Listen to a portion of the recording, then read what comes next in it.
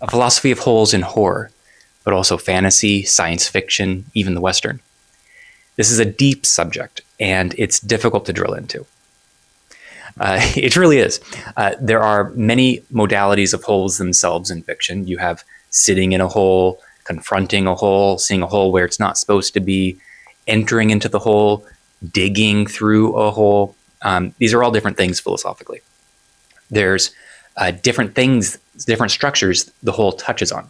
Many different structures, actually. The key thing to keep in mind is that we are the hole. That's the one nugget you need to know going in. But we'll get into more structure. The other final aspect is there are holes, and then there are similar things to holes. There's lack and voids, emptiness in space. That functions differently from the hole, but is still related because both are related to our own subjectivity, who we are. So I will lay down this basic core structure to give you food for thought as you engage holes in fiction. So what seems obvious at first is to take the hole as a portal to another dimension. We enter into the wardrobe in Lion, the Witch, and the Wardrobe. We're in a fantasy world. We fall down the rabbit hole in Alice in Wonderland. We enter into another dimension in science fiction where the rules are completely different. Or in the Western, we enter into the frontier and enter into this virtual world of violence and play, and we come back to the homestead completely changed. So this seems to be a marker to say, here we're in fantasy, here we're back in reality. But it's not as simple as that. So my favorite line here in Silent Hill 2 is, there was a hole here, now it's gone. This haunting line seems on the surface to simply state, we've entered into a fantasy world of a hellish landscape built on our own personal trauma, and the way back is completely gone. There is no going back into everyday reality anymore. The fantasy doesn't dig a hole into reality. It fills in the holes of reality by creating a buffer to keep us from actually engaging the things that we can't fully avow. So this has different functions. There's the traumatic thing that you can't actually confront. So here in the case of Silent Hill 2, we have the death of James's wife, and the gameplay is simultaneously a way of putting off confronting this harsh truth, but also by following the rules of fantasy too tight, we're eliminating this buffer and finally getting to a point where we do confront the truth. There's also the gaps of the big other, you can just call it society, where the way things should be are not guaranteed. So with language names not objects, it names a gap in the object. It puts a gap in an object itself. Think very simply about the gap between the name apple and the actual apple. The word apple does not line up neatly with what an apple is. There's a gap that allows for signification to happen. And for this gap to actually function, for language to actually exist, there has to be a gap for that meaning to exist. So this is what subjectivity means. We are the whole in nature, the point at which nature has a stain in it.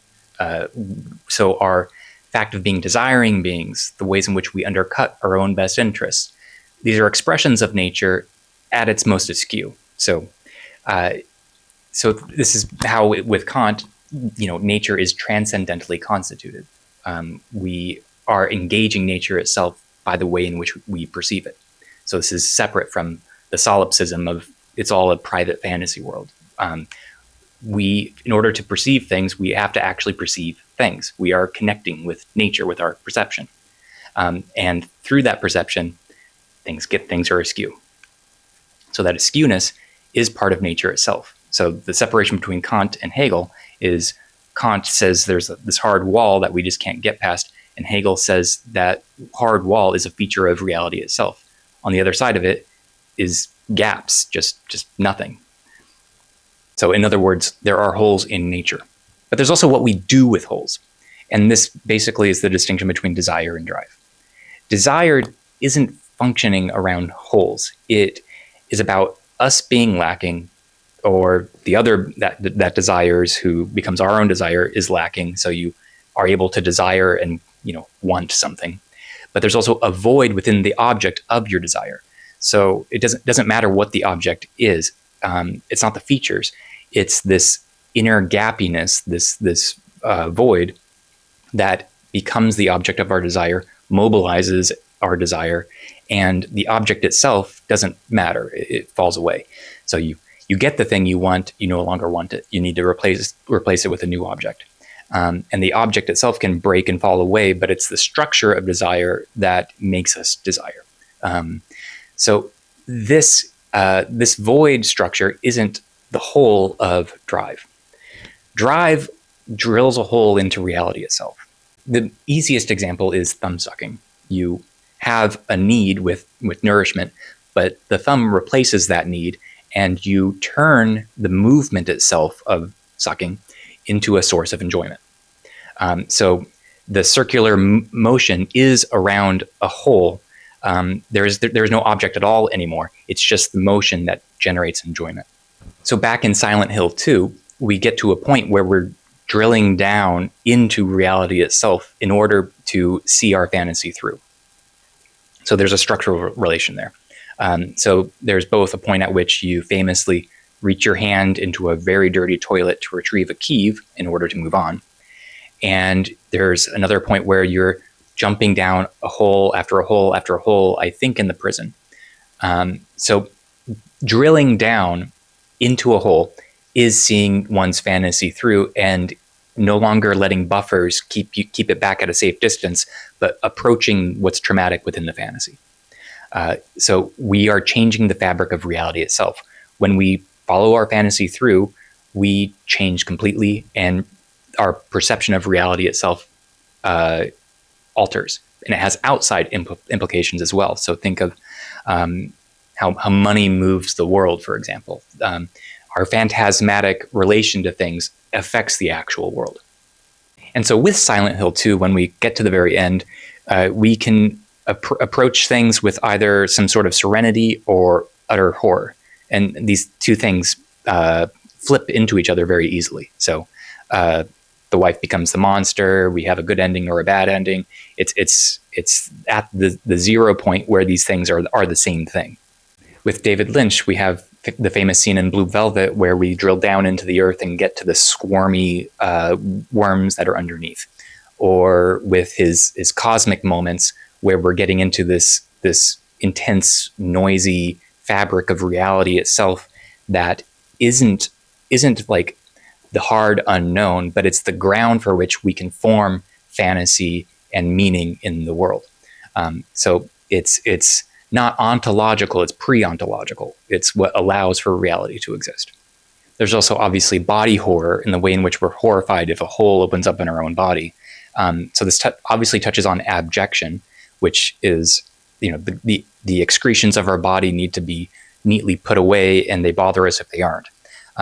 So this is a separation between us and animals, which aren't bothered by this because they don't have the same interiority that we do. This also touches on the huge difference between, who we are as people and what our bodies actually are, how you can't open up a person like you would a computer and see the working parts and see the person that's there. The ghost in the machine is a ghost, is of a different order of reality. So obviously there's a connection if you mess with the wiring, but you won't get to the thing that actually constitutes us. You won't get to the person. So there is a ghost at work in us.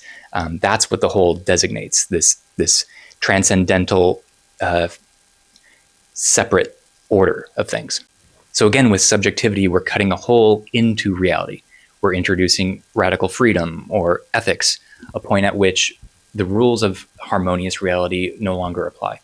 So this is why when Freud discovered unalive drive in his patients, why they would keep self-sabotaging, he tried to frame things according to, a harmonious way things should be. So Eros and Thanatos, or this cosmic need to enter into finitude, to unalive.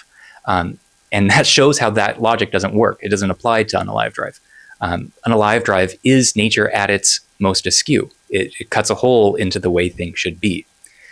So when we're digging holes in fiction or, in our everyday lives, we are literally drilling into reality. So there is no fantasy world to get to. The fantasy is the passage that we can do our digging with.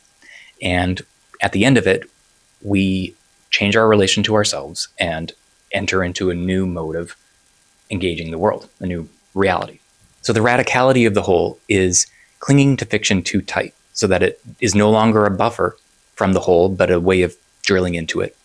And we come to a state where we see the holes in reality more plainly, and we're able to come to terms with the terrible thing that we did and the weight of living with a wife who passed away horribly.